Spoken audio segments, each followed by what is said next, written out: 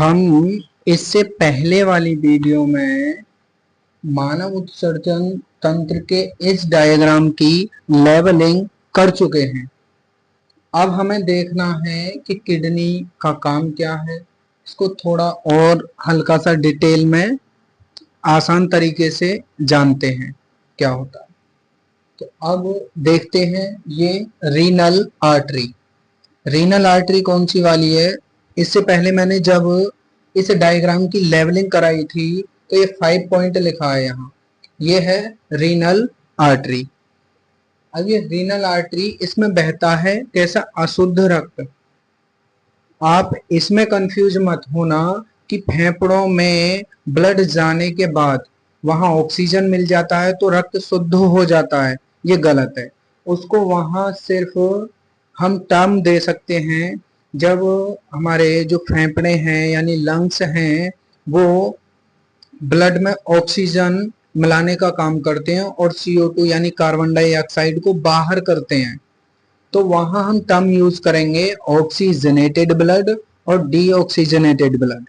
ठीक है, वहां शुद्ध रक्त और अशुद्ध रक्त टर्म यूज नहीं करेंगे। ठीक है, तो ये अशुद्ध रक्त ही होता है क्योंकि शुद्ध जो रक्त को करता है वो कौन करता है? वो करती है किडनी।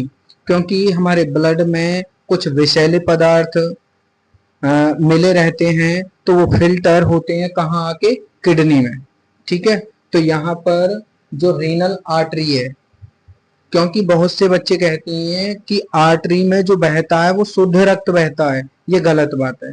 ठीक है, शुद्ध जो ब्लड होता है ये किडनी में आकर होता है। किडनी फिल्टर करने का काम करती है ब्लड को। ठीक है, तो आर्टरी में बहता है ऑक्सीजनेटेड ब्लड। ऑक्सीजनेटेड ब्लड भी अशुद्ध रक्त हो सकता है क्योंकि सिर्फ ब्लड में ऑक्सीजन मिलने को शुद्ध रक्त नहीं कह सकते, क्योंकि उसमें अशुद्धियां रह सकती हैं। कौन सी? जो विषैले पदार्थ होते हैं वो मिले हो सकते हैं, ऑक्सीजन मिले हुए ब्लड में भी। ठीक है, तो अब देखते हैं हम रीनल आर्टरी। ये रीनल आर्टरी है। रीनल आर्टरी से अटैच है क्या? किडनी। रीनल आर्टरी से अटैच है बेटा किडनी। ठीक है, किडनी क्या करती है? ये नेफ्रॉन द्वारा रक्त को छानना और मूत्र बनाना। किडनी का काम क्या है? इसके अंदर किडनी की जो स्मॉलेस्ट यूनिट है उसी का नाम है नेफ्रॉन। ये नेफ्रॉन क्या करता है? ये नेफ्रॉन रक्त को छानने का काम करता है और जो मूत्र है उसको बनाने का काम भी करता है। ये रीनल आर्टरी, ये अटैच है किडनी से। अब किडनी इससे निकलेगी एक ये क्या? पाइप नुमा संरचना है।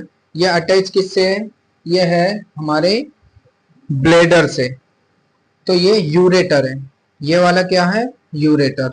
यूरेटर का काम क्या है? मूत्र को नीचे की ओर ले जाना।